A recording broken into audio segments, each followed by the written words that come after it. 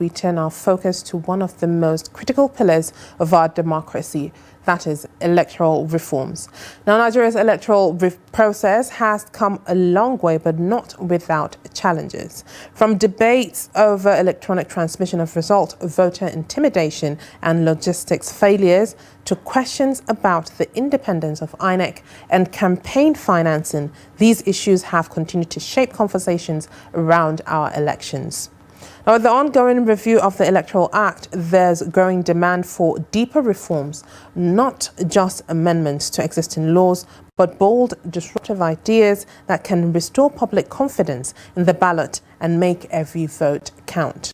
So today we'll be taking a closer look at what these proposed changes could mean for Nigeria's democracy and how they can strengthen transparency, accountability, and inclusion, especially for marginalized groups. Joining us via Zoom from Awka, the Anambra State capital, to unpack all of this is Mr. Jake Epelle, Chief Executive Officer of the Albino Foundation Africa. He's also a political and public affairs commentator. We dive into the heart of Nigeria's electoral reform journey. Thank you for joining us, Mr. Epelle. Thank you very much. And I don't blame you. A lot of people still make the mistake. We changed our name from the Albino Foundation to TAF Africa. Right. We don't want to be referred to anything. TAF Africa doesn't even mean the Albino Foundation.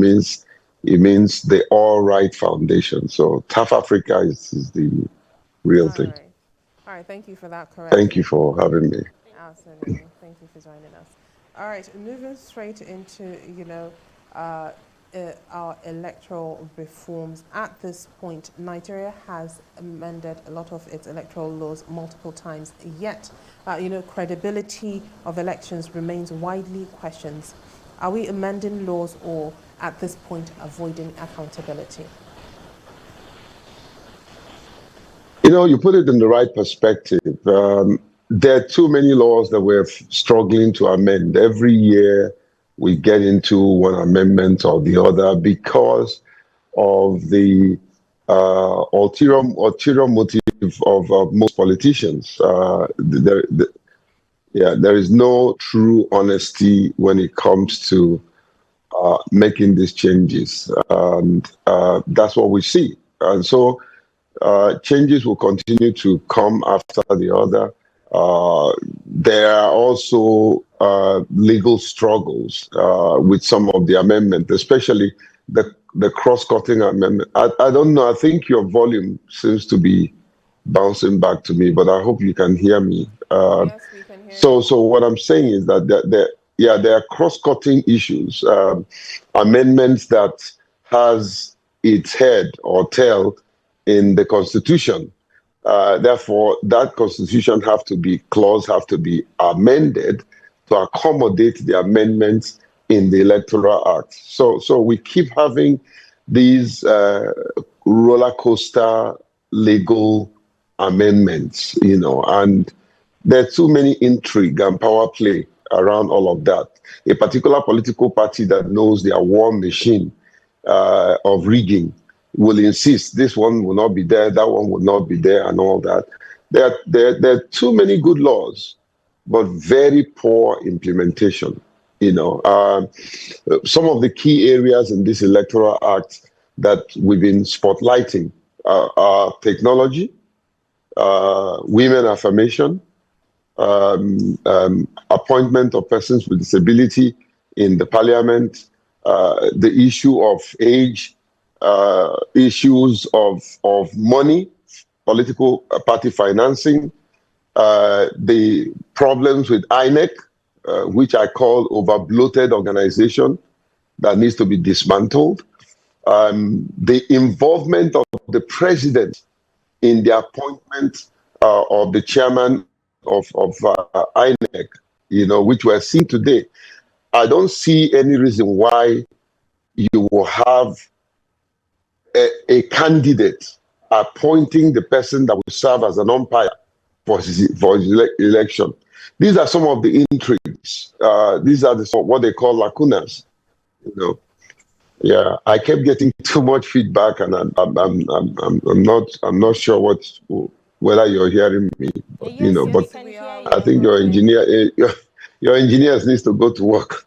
It sort of distracts. Anyway, but that's the issue. I laid it out for you, and we can interrogate them one after the other. Technology in the electoral process, appointment, the place of women, the place of women, the place. I said it 3 times.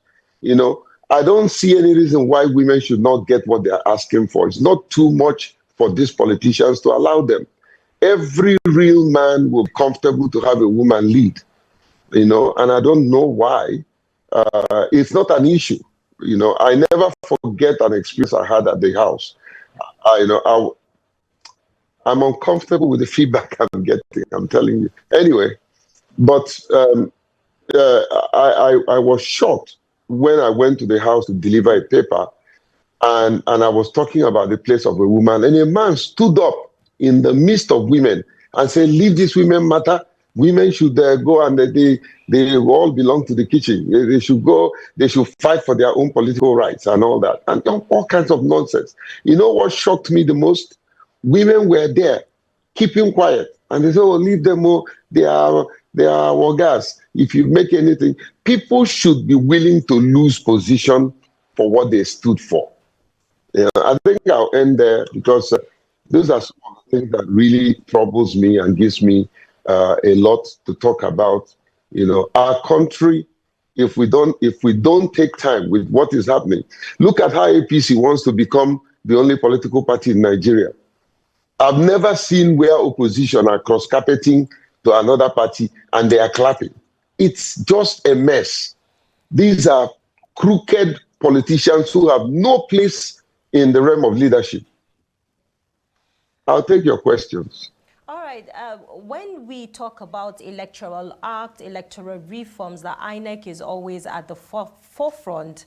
I mean, it's the body that oversees our electoral system and in preparations for the elections. Now, do you think INEC is truly independent, or do we still need strong laws to make it fully free from the political pressure that they go through? Look, I will speak as someone who has supported INEC for over 10 to 12 years. I know a bit of the in and out within INEC. A president that appoints the head of his institution that will supervise his election, let's be real, cannot tell me that that person he appointed have not been briefed what that person will do. And that goes to warn this incoming chairman. If he's coming to dance the tune of Aso Rock, many of us will stand up and speak against him. So my dear, the truth is, INEC is over bloated. INEC needs to be dismantled. They have powers that they don't know they can use. They also have powers they have abused. And so if we want to get a truly independent INEC, we need to appoint a truly independent leader.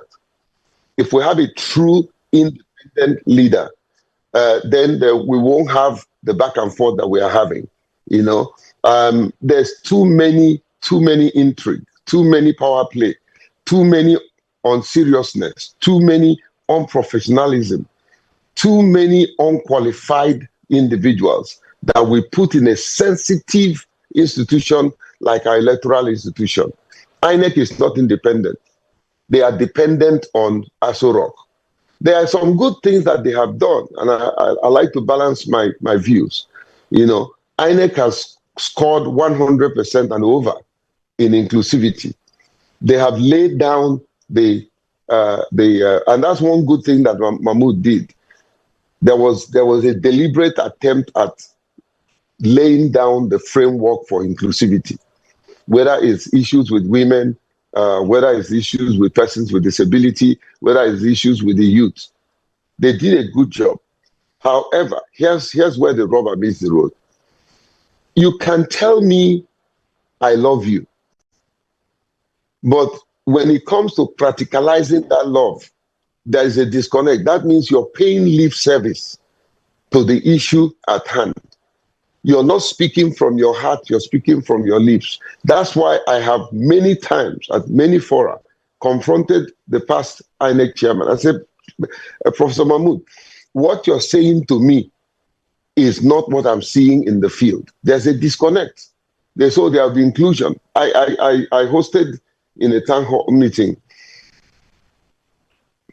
Can you please tell your engineers to work on this? It's distracting. I hosted a town hall meeting, on Sunday, and I put forward a question to the REC. Are you telling me that this election will be truly inclusive? I said, Madam, if you say yes, I'll believe you. But on the 8th, you will see in the field that your people are not doing what you say they will do. They will be giving electoral material like magnifying glasses, like Braille and all that. They will put it in Ghana Must Go. And you see persons with disability loitering about. Meanwhile, we have Section 54, subsection 1 and 2, that empowers INEC to make election inclusive. It's a law. And I think some of us are waiting. One day we will pass that law. Take INEC to law. Take INEC to... I don't like this feedback. Anyway, one day we will take INEC to court to prove if they have been inclusive in the electoral administration or not. So this is a major problem confronting this country. We have very dishonest people in a very good position, and they are using their dishonesty to stifle every good law that have been made. All right, Mr. Epelle, talking about reforms that are meant to be implemented at this point, and legs are dragging for them to go through. Do you think that the National Assembly has the moral legitimacy to legislate electoral reforms when most of its members are direct, beneficiaries of a flawed system? I think this is one of the most intelligent questions. Absolutely. Many of them don't have anything morality. They don't, because they came through the lenses of illegality. You can't use corruption to read. Corruption cannot read corruption. So you're right, absolutely. They lack the moral authority. Although many of them are very shameless. Now, don't get me wrong. There are some good people in the legislative chambers. There are some good people. There are some decent, honest people. But there are very few. Very, very few. So yes, they don't have the moral authority. Why would you have the moral authority when you collect Ghana Must Go? Why would you have the moral authority when you look at a woman that was elected like you and you want to disparage that person? Where will you find the moral authority when you know the truth, you're hiding it? What amazes me is how these people sleep. How do they sleep? When you keep lying your way, intriguing everything, making suffocating the poor, and you think you'll be happy, and you think you have the moral authority. They have no conscience. Again, I repeat, not every one of them. There are some of them that are fine gentlemen. There are some of them that are worried like I'm worried the way we are going. There are some of them that, they have good moral upbringing and they're exhibiting it. But many of them lack the conscience and morality to even lead in the first place. You talk to them, they say, leave that thing. Leave that in Nigeria, we did. Now, Nigeria, we did. It's amazing. That's a very smart, intelligent question. They don't. All right. So, Mr. Epelle, we've seen how the 2023 elections have gone. We are in 2025, and the election year is right around the corner. At this point, do you think that Nigerian elections are genuinely inclusive or structurally designed to marginalize the youth, women, and persons with disability? No, it wasn't structurally designed to marginalize the PWD's women and youth. No, it wasn't.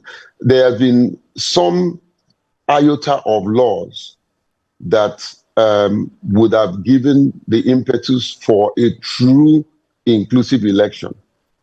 But those laws are not followed. They don't think that the marginalized group matters. They don't. Do you know that in this century, that in our electoral law, section 54, subsection 1, the introductory phrase for disability, do you know what they call it? Incapacitated people. In this century. And these lawmakers who are schooled, and some of them are schooled, some of them are educated, they are looking at this thing and nobody is doing anything. Why would you call a whole group of people incapacitated people and you're saying you're inclusive? It's not structurally designed to disenfranchise marginalized group. No. It is structurally designed in their brain to do evil. That's what they do, and that's what they are known for. They see a law and twist it. They are like a footballer who has a goalpost straight. When he plays, he scores. When his opponent wants to play, he will move the goalpost. That's what they do. They remember us because they think we need to give them our vote. But once we are voted, you won't even go near their office. Let me take you to task. The essay to the president. How many times have you seen the president? The essay to the president on disability. How many times has he seen the president? Does he come near Aso Rock? Does he have a budget? The so-called commission that they gave us, how much do they give them? You're giving over 30-something million people 1 billion or 2 billion naira. What would that do? Meanwhile, that's not even up to their constituency allocation. They think no law is structurally to marginalize us. It's people who are structurally to marginalize us. Period. Mr. Epelle, what are some of the major issues currently before the National Assembly in this, latest review of the Electoral Act? Well, yesterday,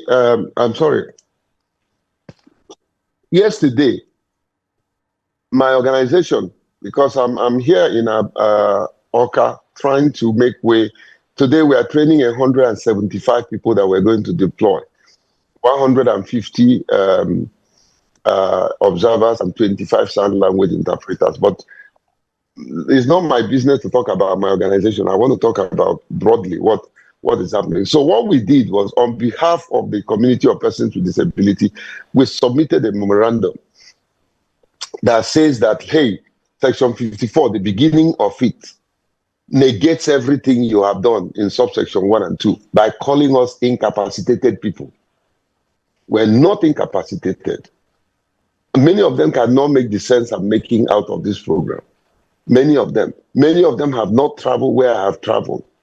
Many of them have not entered. I'm not blowing my trumpet. I'm saying it to the glory of God. You understand? And yet you will refer me as incapacitated. So we did submit that, and there are other provisions of the clauses that shows that negative references that did not give us the impetus to function in the electoral space. Take for instance, my organization. We had just launched a platform that will allow over 100,000 citizen-led observation. You don't need to do anything, just have your smartphone, log into our app, and every information, where they are rigging, send us the information. Where they are carrying ballot boxes and running away, send us, So I want to encourage your organization to partner with us, because we can give you real time the voting pattern. And because some of them are afraid of what we have launched, which is the best in Africa, I'm not blowing my trumpet, they don't want to integrate it into their own system. So, but we will put it out there. We spent money to launch this thing is working. So, so we're running what we call the third eye campaign. So we are generating now much more citizen-led observation that we can get real time. And we put it on your TV as you're watching. You're seeing the voting pattern. You're seeing how many persons with disability has voted, how many women has voted, how many men has voted. So these are some of the instruments that some of these people are suppressing. But you can't suppress a man that God has called to do what he's called to do. So my dear, it's a holistic submission that we did, not just on behalf of my organization, but on behalf of the entire over 30 million persons with disability in our country. So whether they like it or not, they will hear our voice, whether they like it or not, because I believe that we have come on the scene at such a time as this. And we will keep voicing our opinion, making our voices count, making our vote count, not just voting. And that's my inspiration. My inspiration and aspiration is not just for persons with disability to vote, but for persons with a disability to be voted into office. Today, we have produced a speaker in Adamawa House of Assembly. Today, we have produced a governor in Akwa Ibom, and several other House of Assembly. There's a person with albinism who is a member of the House of Assembly state. We will continue to do what we can do. My desire is that I will not die. I will not die with all the ideas that God gave me. I will die empty. I will keep fighting for the marginalized group until one day I will see a president of this country as marginalized, or even as a woman. That's my desire, and it will come to pass. All right, Mr. Epelle, earlier you spoke about, or you made mention of technological advancement when it comes to, the elections. So at this point, would the introduction of, for example, blockchain voting or mobile-based e-voting be a game changer or a national security disaster waiting to happen? With that, it could actually enable a lot of people have access to voting as well. So what is your take on that? Do you think it is something that will be a game changer or a national security disaster to happen? It's not. Technology, not only in election, in a broad sense, has come to stay, whether we like it or not. Technology has a way of exposing evil. I was privileged to lead as the chairman of Special Examination Investigation Panel. I was the chairman. And we saw that the technology that JAM introduced through Professor Lure, that technology was able to catch fraudsters, people that were manipulating JAM. They've been manipulating JAMs for years because there was a 21st century, if not 25th century technology. They were able to detect what they were doing. They were able to detect their finger blending. They were able to detect their photo morphing, So technology have come to stay. America have used technology to deliver credible election. Britain has used technology to deliver credible election. Many countries in the world have used technology to deliver credible election. There is no doubt that there were people that will try to manipulate the technology. However, here's the solution. When you deploy technology, invest in adaptive technology that's adapted to your environment. Invest in stress testing your technology. In other words, have a group of hackers that you have employed within the system. Let them do everything possible, interrogate the system, try to hack it. Then you will be able to hold, to know where the leaks are and block it. Technology is a game changer, like you rightly said, and they know it.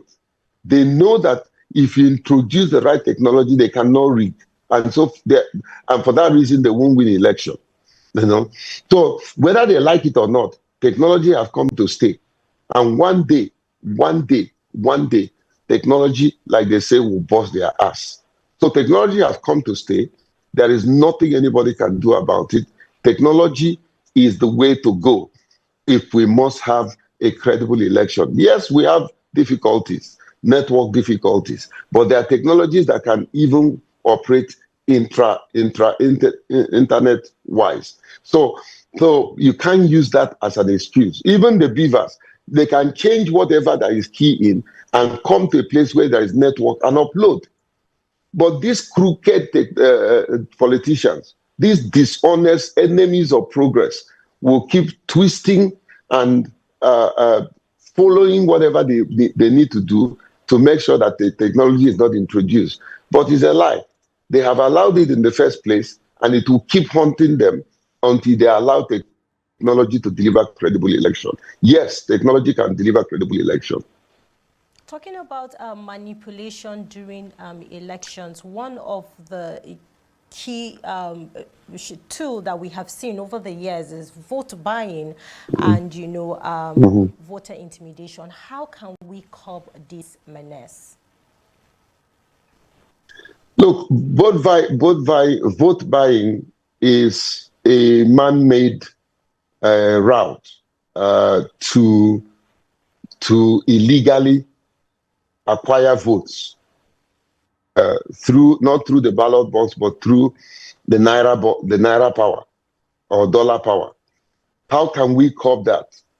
We can curb that by orientation. You see, the man who gives bribe and the man who takes bribe have committed offense. So we need to invest in educating the electorate that you don't need 5,000 to sell your future. You don't need anybody who is giving you 5,000 for you to vote for him will steal 50 million from you at the end of the day. So we need to, some people peddle this principle. Take the money, is your money, but don't vote them. No, don't take the money. Because right now, what they are doing is that they will say to you, take number. When you vote, you come behind the boss and collect your money. Don't take the money. If you're listening to me, you say, well, I'm hungry. You won't die of hunger. Because anybody who is giving you 5,000, 10,000, $2, $3, $100 is mortgaging your future. That person is actually stealing that money from you. That's the so to curb it, we need orientation. To curb it, we need to prosecute. To curb it, we need to ensure that bad politicians are not in position to vie for election because they are bad, because they don't know, they are afraid of the future. They don't have the popularity. That's why they will vote billions in order to buy people's votes, and then they see them say that must count. Do you see what is happening in my state? These charlatans that they have pushed as local government chairman, they're not doing anything. All they do is share money. All they do is wait at the end of the month. You see them, they come back from Abuja. Once they share that money, they disappear. I have never seen this level of rascality. Now, Wike thought that he was doing good things, putting his people, building structure. He had destroyed democracy. Those guys don't know what they are doing. There are a few of them that are good. There are a few of them that are good. Not all of them, but many of them, they don't know their right from their left. They have no business being in a place of leadership. Unfortunately, my dear state is suffering the backlash of stupidity. All right. Mr. Epelle, just of recent, we saw the National Assembly suggest the elections be held in 2026, at the back end of 2026, so that, all court proceedings can go on before officials are being sworn in. So at this point, should election tribunals be concluded before swearing in, or does this undermine the principle of innocent until proven guilty? And aside from that, do you think Nigerian politicians really want free and fair elections, or just elections they can control?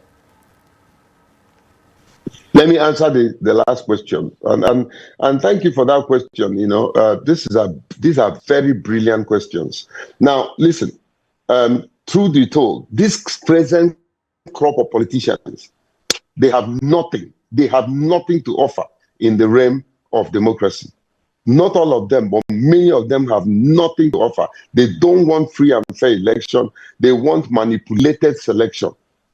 They have nothing to offer. That's why if you go back to their constituency, nothing happens.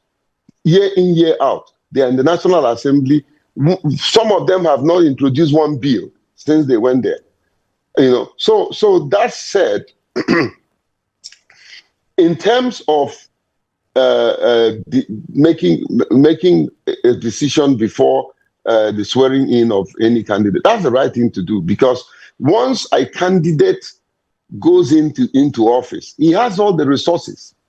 He has all the resources to manipulate the judiciary.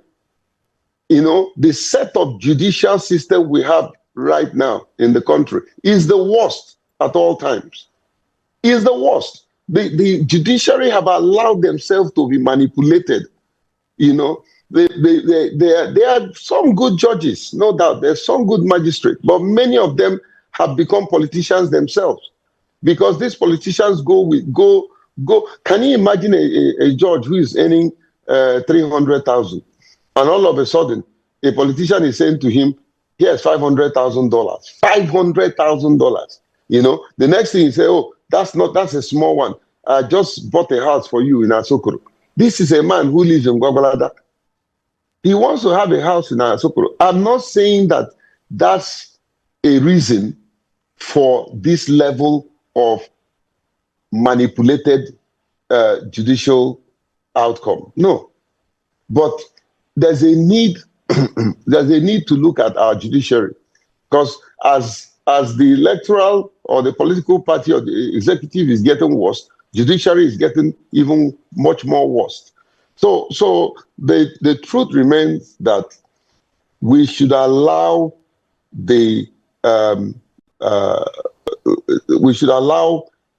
outcome of a judicial judgment per se before the person takes office. Yes, that's my take.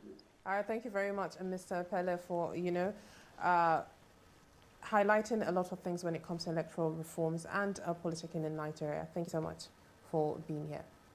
Let me just say this as everybody who's listening to me, every one of us, remember that the day you were born, you cried, the world rejoiced. Live your life that the day you die, you will rejoice and the world will cry.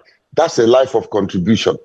These politicians are known for the problem they have created, and that's why we are here. All right. Thank you. Thank you for speaking with us this morning.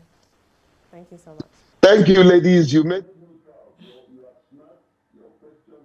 Thank you. Thank you very much.